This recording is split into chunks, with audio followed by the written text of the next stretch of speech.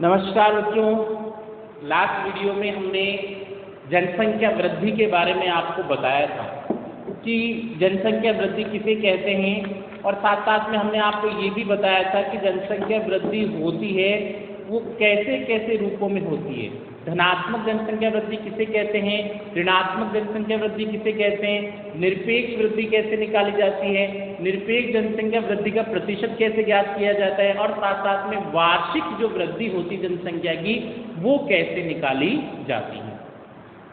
संपूर्ण विश्व में जनसंख्या वृद्धि का जो स्वरूप हमें देखने को मिलता है उसमें प्रादेशिक आधार पर असमानताएं पाई जाती है। कहीं तो बहुत ज्यादा जनसंख्या बढ़ रही है, कहीं पे बहुत कम जनसंख्या बढ़ रही है। अभी भी हम चर्चा करें कि अफ्रीका महाद्वीप के जो देश है वहाँ तो जनसंख्या बहुत तेज गति से बढ़ रही है, लेकिन हम चर्चा करें कि यूरोप और अमेरिकन महाद्वीप के जो देश है वहाँ पर जनसंख्या लगभग स्थिर सी हो गई है। कुछ देशों में जनसंख्या ज़्यादा बढ़ती प्रतीत होती है, कुछ देशों में जनसंख्या घटती हुई भी प्रतीत होती है।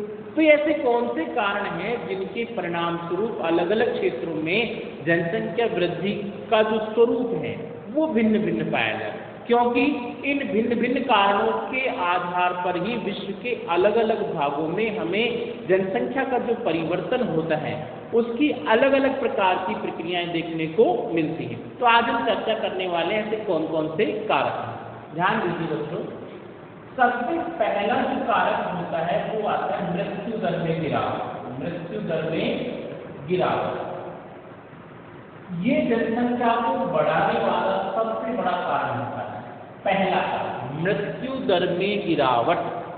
साधारण शब्दों में यदि हम कहें, लोगों के मरने की गति का कम होना।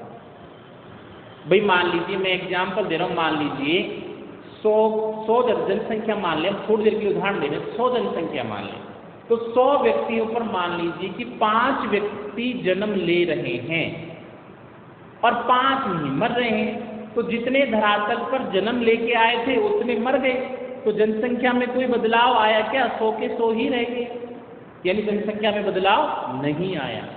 तो जनसंख्या परिवर्तित नहीं हो रही। लेकिन क्या होता है, मनुष्य जब अपने तकनीकी ज्ञान और कुशलता का विकास कर लेता है तो ऐसी स्थिति में सबसे पहले वो मृत्यु को नियंत्रित करने का प्रयास करता है, बचने का प्रयास करता है, लंबे समय तक जीने का प्रयास करता है। और ऐसी स्थिति में क्या करता है, चिकित्सा सुविधाओं का विकास करता है। चिकित्सा सुविधाओं के साथ खान पान में वृद्धि हो जाती है, परिवार नियोजन के साधनों में वृद्धि हो जाती है, पोषण की जो प्रक्रिया होती है उसका सुचारू रूप से प्रयोग किया जाने लगता है। और इन सभी के परिणाम से क्या स्थिति आती है, जो मरने की दर थी, मृत्यु की जो स्थिति थी वो धीरे धीरे कम होने लगती है।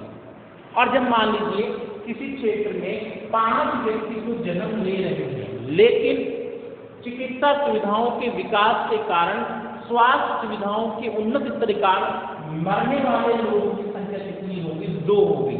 तो जन्मने वाले लोग तो कितने? 5। एक एग्जाम्पल मैं आपको दे रहा हूँ, जन्मने वाले लोग तो कितने हो गए? 5, लेकिन मरने वाले लोग कितने हो गए? 2।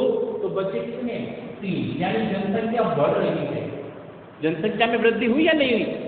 जब तक स्थिति ऐसी थी 5 - 5, जन्म लेने वाले भी 5 थे और मरने वाले भी 5 थे, तो बराबर क्या? 0। जनसंख्या बढ़ ही नहीं रही है, बिल्कुल स्थिर है, 0। न तो धनात्मक परिवर्तन न ऋणात्मक परिवर्तन। लेकिन यहाँ पे जनसंख्या बढ़ रही है, किसके रूप में? धनात्मक परिवर्तन के रूप में। तो जब किसी क्षेत्र में मृत्यु दर में जो गिरावट देखने को मिलती है, तो मृत्यु दर में गिरावट की स्थिति कारण जन्म दर और मृत्यु दर दोनों के बीच में एक बड़ा गैप जनरेट हो जाता है, एक अंतर हमें देखने को मिलता है। और जब ज़्यादा बड़ा अंतर हमें देखने को मिलता है तो ऐसी स्थिति में संबंधित क्षेत्र के अंदर जनसंख्या का बढ़ना तीव्र गति से संपन्न होने लगता है। ज़्यादा जनसंख्या बढ़ती है ऐसी स्थिति में, तो ये सबसे बड़ा कारण है किसका? जनसंख्या वृद्धि का। चलिए दूसरा कारण देखते हैं बच्चों, प्रवास। ये प्रवास होता क्या है, इसकी चर्चा करेंगे। जनसंख्या कैसे बढ़ा, इसकी चर्चा करेंगे। देखो, प्रवास का मतलब होता है लोगों के द्वारा संपन्न की जाने वाली आवागमन की प्रक्रिया, आना और जाना। ये क्या कहलाता है? प्रवास कहलाता है। मान लीजिए ये कोई क्षेत्र है और ये भी कोई क्षेत्र, मैंने इसको ए का नाम दे दिया, इसको बी का नाम दे दिया। यहाँ पे 10 लोग रह रहे हैं और यहाँ पे 5 लोग रह रहे हैं, ठीक है? क्लियर है? ए क्षेत्र में रहने वाले लोगों की संख्या कितनी है? 10। बी क्षेत्र में रहने वाले लोगों की संख्या कितनी है? 5। अब देखिए कैसे जनसंख्या वृद्धि होने वाली, उसका हम एग्जाम्पल दे रहे हैं। ये जो ए क्षेत्र था इसमें उच्च शिक्षा के संस्थानों की कमी थी। ये कोई गांव था ऐसे मान लीजिए, और ये बी था, ये कोई शहर था। तो शहरों में सुविधाएं कैसी पाई जाती हैं? अच्छी पाई जाती हैं। गाँव में सुविधाएं शहरों की तुलना में कम पाई जाती है।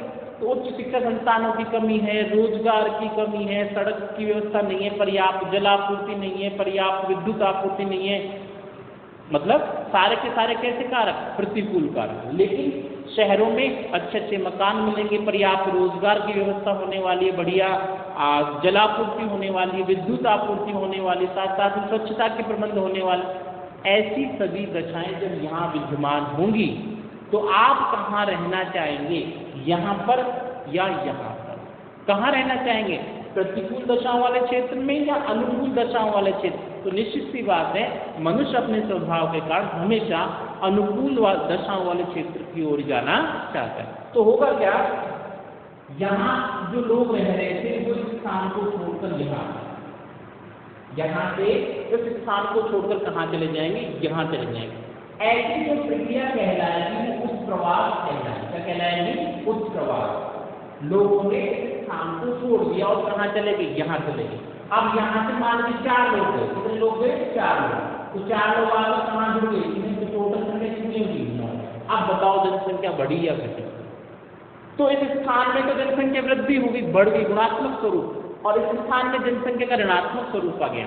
तो लोगों के द्वारा ये जो आने जाने की प्रक्रिया की जाती है उस आवागमन की प्रक्रिया को प्रवास कहते हैं। और जब उत्प्रवास अधिक होता है, आप्रवास कम होता है, तो ऐसी स्थिति में जनसंख्या बढ़ती है और वो किसका कारण बनती है? जनसंख्या वृद्धि का कारण बनती है।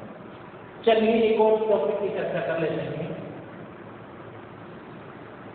प्रौद्योगिकी का स्वरूप। तकनीकी ज्ञान और जो प्रौद्योगिकी का स्वरूप होता है वो भी जनसंख्या वृद्धि का कारण बनता है। प्रौद्योगिकी का स्वरूप देखिए, हमें जहां अधिक मात्रा में उद्योग देखने को मिलेंगे, बड़े बड़े उद्योग होंगे, तो बड़े बड़े उद्योगों में तो अधिक लोगों को रोजगार प्रदान करने में सक्षम होंगे।